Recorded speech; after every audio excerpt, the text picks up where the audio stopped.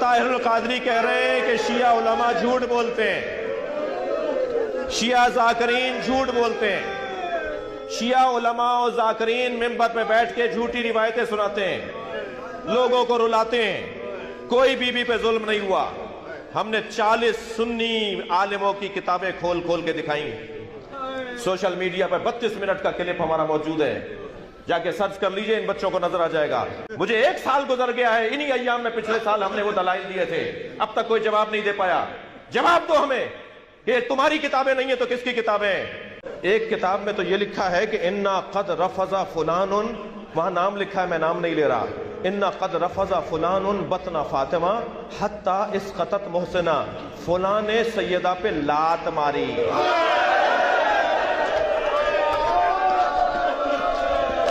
حتی اسقطت محسنہ، جس کی وجہ سے محسن شہید ہو گیا۔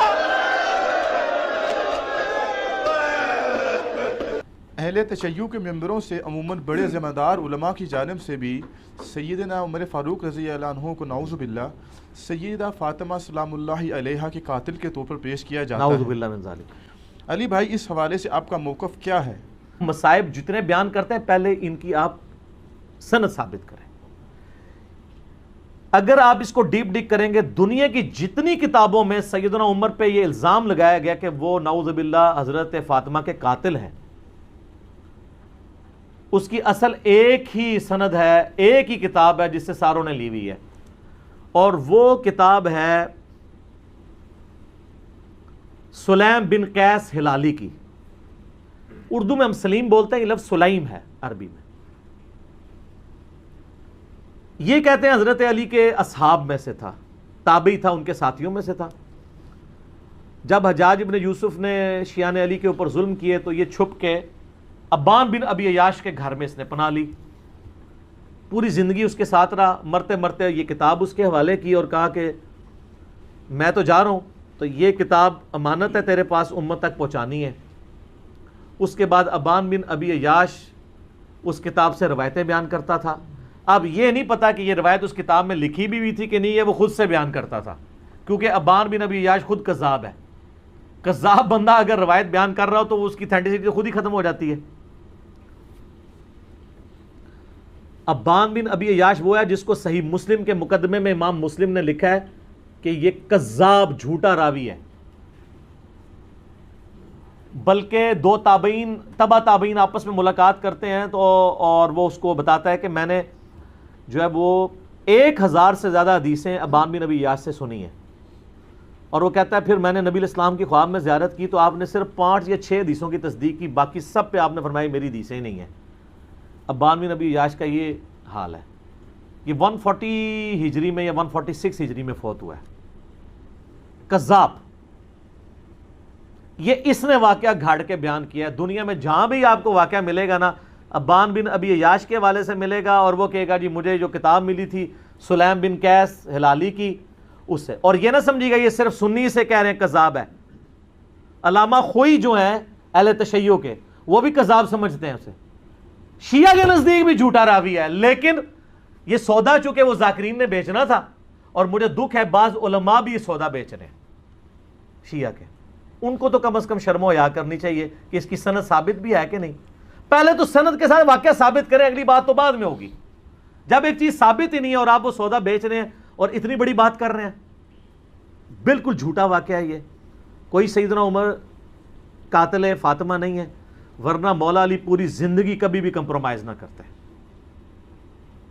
مولا علی کو یہ حدیث نہیں پتا تھی، بخاری و مسلم دونوں میں حدیث ہے، فاطمہ میرے جگر کا ٹکڑا ہے، جس نے فاطمہ کو تکلیف دی اس نے مجھے تکلیف دی، اور جس نے فاطمہ کو قتل کیا ہو مولا علی اس کے ساتھ ہوں، اور اپنی بچی کا رشتہ ام کلثوم کا اس کو دے دیں۔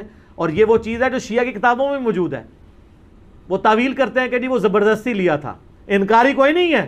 ذاکرین انکاری ہو جائے، ذاکرین تو ہے ہی جاہل ہے نا، ان کے پاس تو علم ہے ہی نہیں ہے۔ حضرت عمر چاہتے تھے میری اہل بیت کے ساتھ نسبت کام آئے مجھے قیامت الدین، تو حضرت علی سے ان کی بچی کا رشتہ مانگا۔ تو اس طرح ہوتا۔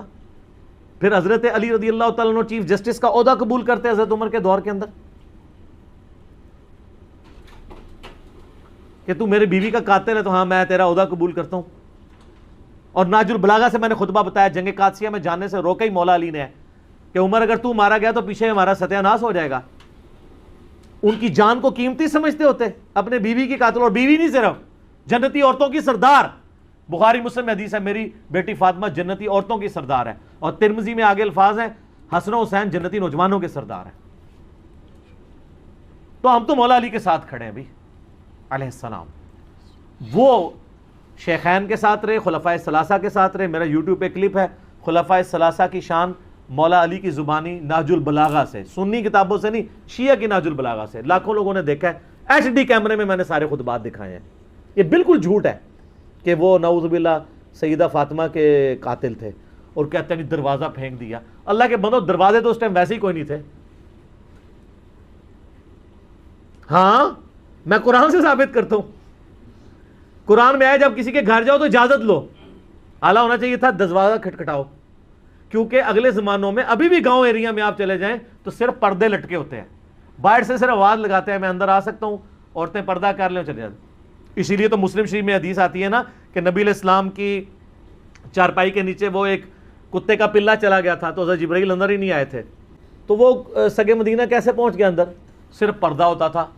تو دروازہ کو نہیں گرایا, وہ پردے ہی ہوتے تھے, دروازہ وغیرہ کو نہیں گرایا. یہ بالکل جعلی بات ہے, جھوٹی بات ہے, اور یہ فٹ ان نہیں بیٹھتی ہے. باقی رہ گیا باغ فدق والا مسئلہ, اس کے اوپر بھی میں نے مختصر گفتگو کی تھی کہ یہ مینیجریل ایشو تھا.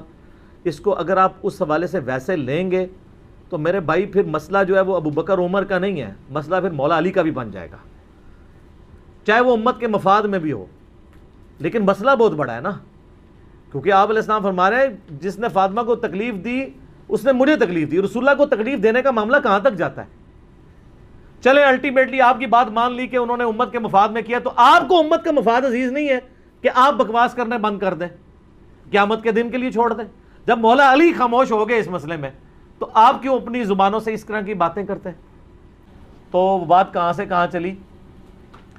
مولا علی ابو بکر کے ساتھ بھی رہے, عمر کے ساتھ بھی رہے, عثمان کے ساتھ بھی رہے, رضی اللہ عنہم اجمعین وعلیہم السلام اجمعین. لہٰذا اگر یہ سیدنا عمر قاتل فاطمہ ہوتے نعوذ باللہ من ذالک تو ایسا معاملہ نہ ہوتا. جھوٹ نہ بولا جائے, مصائب کو چسکا لے کے بیان کرنا بغیر سند کے, اور اس میں بالکل علم کی پرواہ نہ کرنا اور جذبات کے ساتھ کھیلنا لوگوں کے, یہ بالکل علمی ظلم ہے.